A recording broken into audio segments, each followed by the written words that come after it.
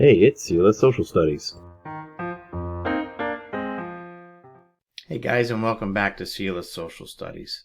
Today we're going to be talking about Southern demographics during the time of the Industrial Revolution 1790 to 1860.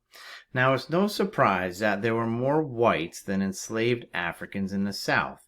So when the conversation of demographics arose, whites topped the list. However, steadily a near-feudal society emerged among the white population in the South. At the top was the smallest group of white Southerners, the aristocratic landowning elite, who wielded much of the economic and political power. This group of elitists were called planters.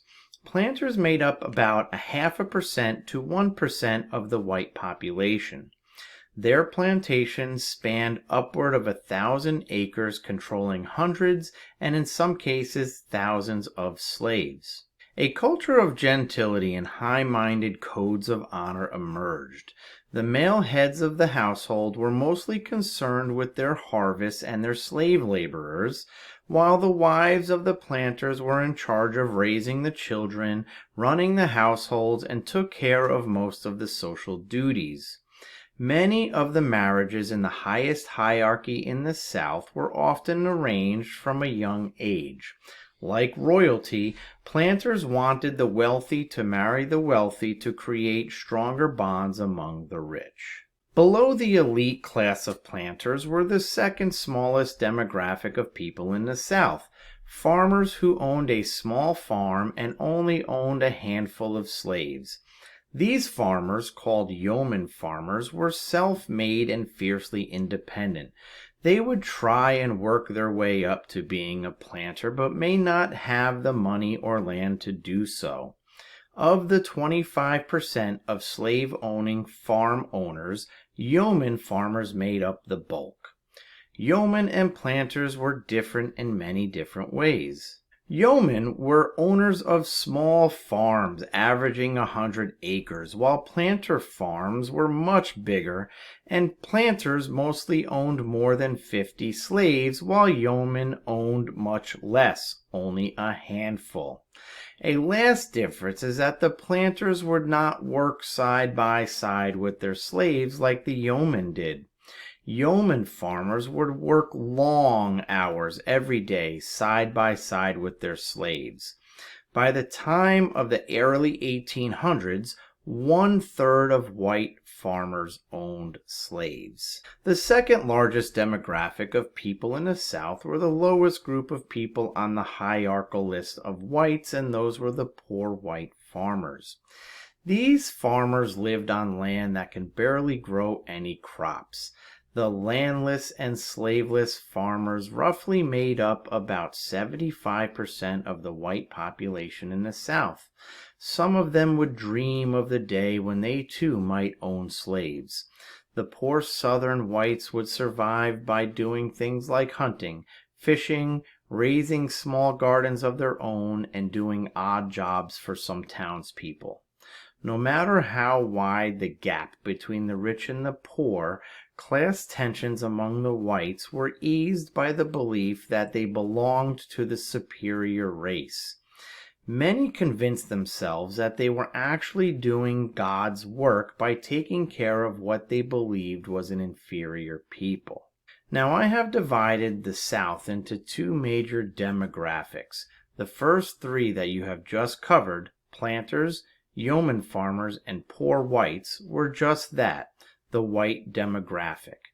This leaves quite possibly the largest demographic of people in the South, and that was the slaves. There was a very large population of African Americans in the South prior to the Civil War.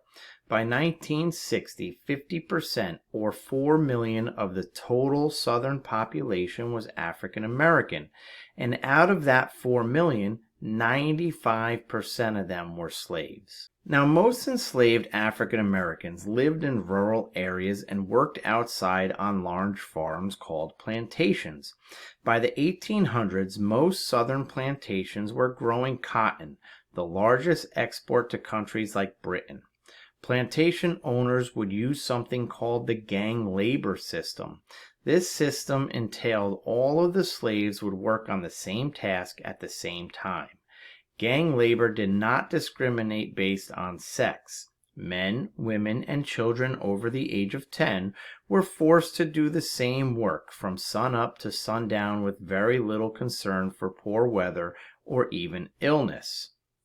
Not every slave was forced to perform manual labor on the plantation fields. Some slaves worked as butlers, cooks, or nurses in the planter's house. Sources state that butlers were normally the older men who were unable to perform with great strength in the fields, and the nurses or cooks were normally picked from the lighter-skinned Africans. The slaves that worked inside the planter's house often had better food, clothing, and shelter than slaves who worked on the farm, but usually had to work longer hours. Other slaves who had acquired skills did not have to work the plantations and were able to work jobs like blacksmithing or carpentry. Some slave owners would sometimes allow their slaves to sell their labor to other people. These slaves would be paid a small salary for their work. Sometimes slaves earned enough money to buy their way to freedom. Now let's get into some Southern beliefs. Religion was a very important part in the foundation of America, and many regions shared cultural beliefs. In this case, most white Southerners shared similar religious beliefs.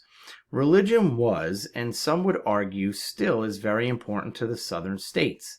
Plantations were so large that the owners would rarely see their neighbors on a daily basis, and families often only saw their neighbors at church events.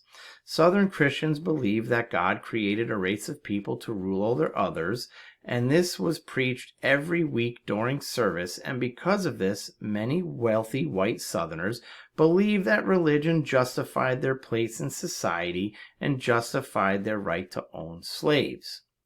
Many Southern whites would move into the cities that were located on or very near the Atlantic Ocean. Many of these cities, like Charleston, South Carolina, and Savannah, Georgia, became very important shipping centers where slaves would do much of the work. To ship cotton to these cities, many city governments built water systems that connected them or maintained a health of their streets. Some of these cities were even provided public education. However, much of the education was done privately. Now, the Southern plantation is a sight to see. There were many similar buildings that were located on any plantation that you would visit. There would be the plantation house. This is where the planter and his family would live. It would normally be a very large house with many rooms and decorated with nice decor.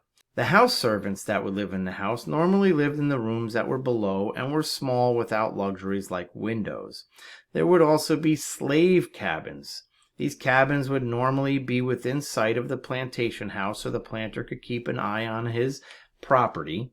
Many slaves were packed into these small cabins that most of the time had floors made of earth. You also had the cotton ginning shed, and that was placed on the plantation so the slaves could process the large yields of cotton on the farms. These vital machines would be housed in buildings to protect them from the weather.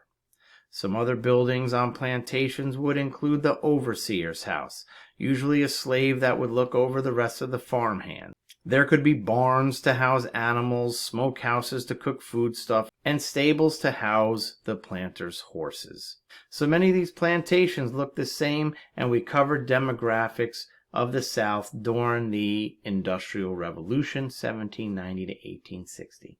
I'll see you next time.